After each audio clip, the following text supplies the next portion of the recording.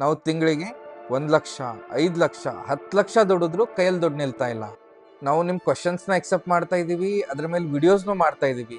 ನಿಮ್ದೇನಾದರೂ topics ಇತ್ತಂತಂದ್ರೆ, queries ಇತ್ತಂತಂದ್ರೆ ನಮಗೆ ಕಮೆಂಟಲ್ಲಿ drop ಮಾಡ್ರಿ. ಅದ್ರ ಮೇಲೂ ಸಹಿತ ನಾವು ನಿಮಗೆ ವಿಡಿಯೋಸ್ ಮಾಡಿ ಶೇರ್ ಮಾಡ್ತೀವಿ. ಯೂಶ್ವಲಿ ಎಕ್ಸ್ಪೆಂಡಿಚರ್ಸನ್ನು 12th ಹೌಸಿಂದ ನೋಡ್ತೀವಿ.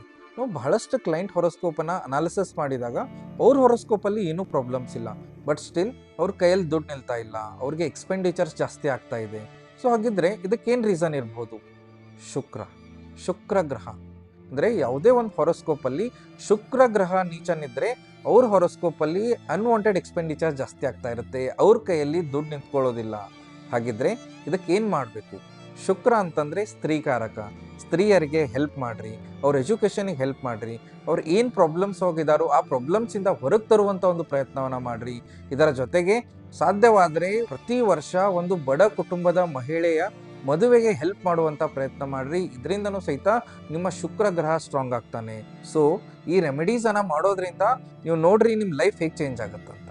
ಶುಕ್ರ ನಿಮ್ಮ ಹಾರೋಸ್ಕೋಪಲ್ಲಿ ಯಾವ ಭಾವದಲ್ಲಿದ್ದಾನಂತ ಕಮೆಂಟಲ್ಲಿ ನಮಗೆ ತಿಳಿಸಿ. ಅದರ ಮೇಲೆ ನಾವು ನಿಮಗೆ ಡಿಟೇಲ್ಡ್ ಅಟ್ರಿಬ್ಯೂಟ್ಸನ್ನು ಶೇರ್ ಮಾಡ್ತೀವಿ. ಎಲ್ರಿಗೂ ನಮಸ್ಕಾರ.